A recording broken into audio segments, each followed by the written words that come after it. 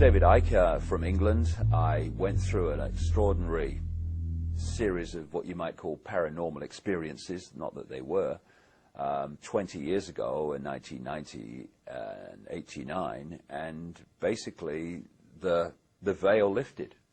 And I saw the world in a completely different way. And I started on a journey of research, which has led me over 20 years to a very obvious conclusion that this world is controlled by very, very few people behind the people we think are in power. And they have a very, very malevolent agenda for humanity as a whole, who to them are nothing more than cattle. It doesn't take many brain cells on active duty to realise that we are at a fork in the road. We can no longer stand there staring at the map thinking, which way do I go? Because we're facing, in the next few years, enormous challenges which we can cope with and will come through, and this control system's coming down, but it comes down tomorrow. When I started talking about this information 20 years ago, you could hardly get anyone to look at it. And in terms of public events, I couldn't fill a phone booth. But over the last 20 years, there's been demonstrably, blatantly, obviously, a fantastic awakening, and it's getting faster and faster all the time. I first of all noticed a big change after 9/11. Although the vast majority of people bought the official line, there was something about it that started to get others to think and come off the fence. And when the weapons of mass destruction were not found in Iraq, it was almost like a confirmation. You know, people talk about, well, you must never believe what the government says, you must never believe what the media says, but so many people just go ahead and do that. And the lack of weapons of mass destruction in Iraq were like somebody reminding you, see, look, governments lie. And after 2003 and all that, this awakening, this questioning of the world, this questioning of authority got more and more blatant. And as the police state and the Orwellian state is breaking the surface ever more obviously, it's getting more and more people to see the world in a way that they wouldn't have done before. And it's getting faster and faster, and it's a great time to be doing what we're doing, putting this information out, and it's very, very encouraging.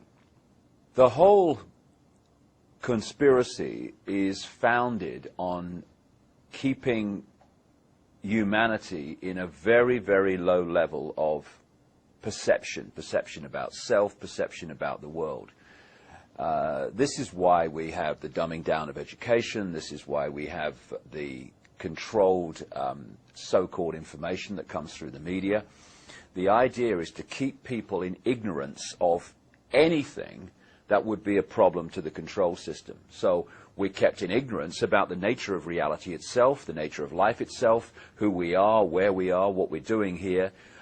We're kept in ignorance of the true forces that are manipulating behind the people we see in the public arena, like we had 8 years of Bush, who was blatantly just a figurehead signing his name on the legislation, and he's been replaced by Obama, who is another blatant figurehead doing the same, controlled by the same force, ultimately, that controlled Bush.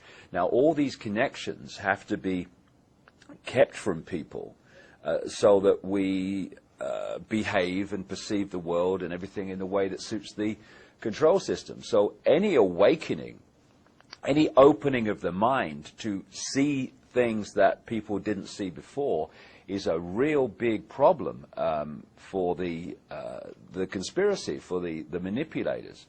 And what we're seeing now, as more and more people are awakening, is almost a panic-stricken attempt to put the lid on this, to dumb people down.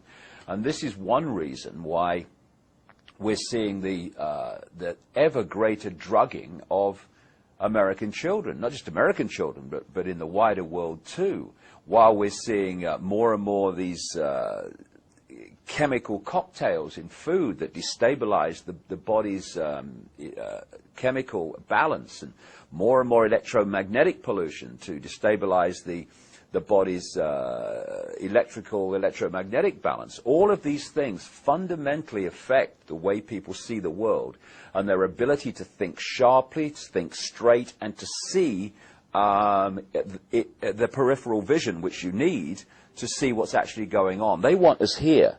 And what an awakening mind does is start to do this. And when you do that, you start to connect dots that you can't actually see here. What we're looking at now is an irresistible force, I would suggest, which is the gathering awakening of humanity coming face to face with what thinks it's the immovable object, the conspiracy, but isn't, as we'll see, although it's going to take some years before that becomes obvious.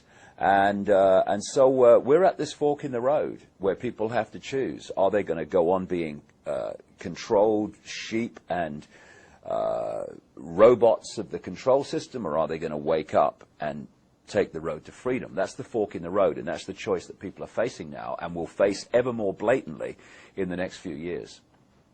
When you look at the bloodline families and the control system that they oversee, it seems that they are all-powerful. They control the media ownership level and at key positions within it. They control the corporations, the cartels of oil, of pharmaceuticals, etc. They control the forces of law enforcement and the military, ultimately. But one thing they don't control is the numbers.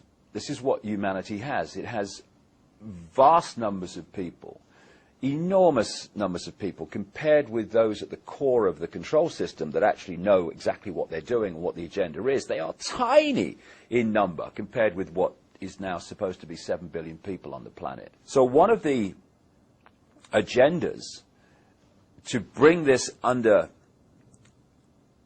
greater control for them is to massively cull the population. They want to reduce the numbers. Now, if you want to remove lots of people, you can do it by injecting stuff into people's arms and they just keel over dead.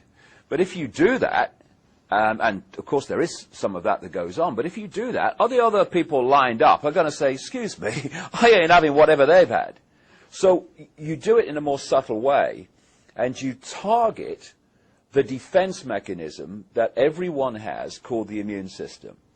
For instance, people don't die of AIDS. They die of AIDS-related disease, which are diseases that the immune system, before it becomes shot, would have defended the body from.